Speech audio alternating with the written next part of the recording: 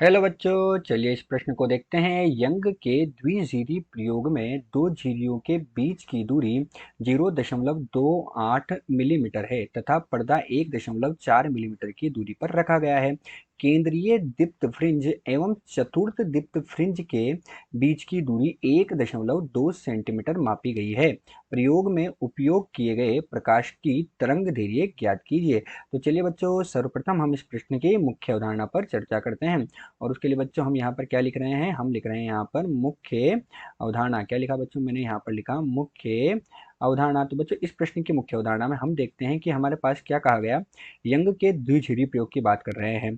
तो बच्चों यंग का जो द्विध्रुवीय प्रयोग है वो प्रकाश के तरंग सिद्धांत की व्याख्या करता है। अर्थात वो हमें क्या बताता है, वो हमें बताता है कि प्रकाश की जो प्रकृति होती है वो कण के साथ साथ तरंगीय प्रकृति भी होती है। तो उसको सिद्ध करने के लिए यंग ने एक प्रयोग किया।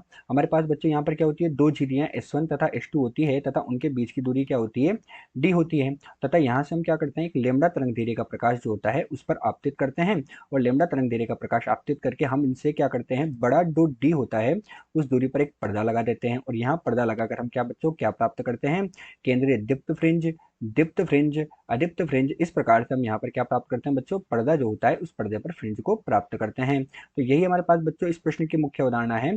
तथा हम क्या करते हैं कि इसके प्रकाश के तरंग सिद्धांत की व्याख्या करते हैं कि प्रकाश का तरंग सिद्धांत में प्रकाश की प्रकृति तरंग के साथ साथ कणीय भी होती है। तथा बच्चों हमारे पास क्या होता है, जो केंद्रीय फ्रिंज होती है उस केंद्रीय फ्रिंज जो होती है, तो हमसे कभी भी कहा जाए कि केंद्रीय फ्रिंज से दूसरी फ्रिंज की दूरी निकालो या तीसरी की दूरी निकालो, तो केंद्रीय फ्रिंज से एनवी फ्रिंज की जो दूरी होती है वो निम्न सूत्र द्वारा दी जाती है। केंद्रीय फ्रिंज से एनवी फ्रिंज की दूरी, और ये कौन से सूत्र द्वारा दी जाती है बच्चों, ये हमारे पास हम दिखाते हैं एक्स और एम से दिखाते हैं।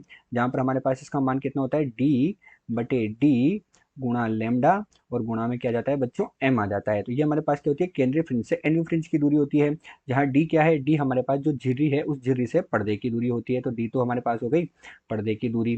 ठीक है बच्चों, ये स्मॉल d क्या है, हमारे पास छोटा d जो है ये झिर्रियों के बीच की दूरी। तो ये हमारे पास क्या हो जाएगी, दोनों झिर्रियाँ जो S1 और S2 है उनके बीच की दूरी हो जाएगी। लेमडा हमारे पास क्या होती है, लेमडा हमारे पास तरंग दैर्घ्य होती है।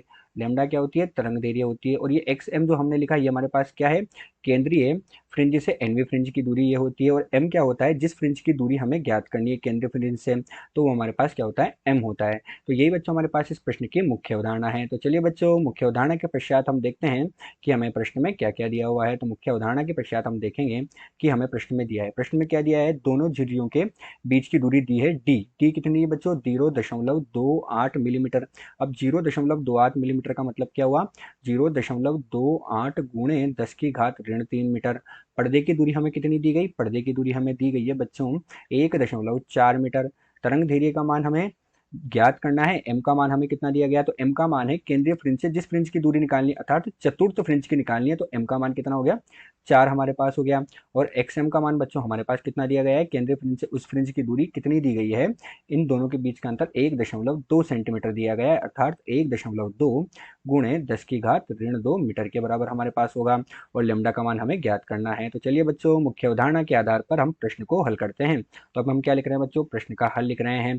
और मुख्य अवधारणा में हमने किसका सूत्र लिखा, केंद्रीय फ्रिंज से एनवी फ्रिंज की दूरी का सूत्र डी बटे कितना था बच्चों, d/d गुणा लेमडा और गुणा एम। हमें यहाँ से लेमडा का मान निकालना है बच्चों, तो लेमडा का मान कितना होगा, ये एक्स एम d/d गुणा एम हो जाएगा। इन सब का मान हमारे पास है बच्चों, मान रखेंगे, इसका मान कितना है, 1/1.2 सेंटीमीटर में, तो 1.2 गुणे 10⁻², ये मीटर में हो जाएगा। डी का मान हमारे पास कितना हो जाएगा बच्चों, 0.28 गुणे 10 कितना हो जाएगा, ऋण 3 हो जाएगा।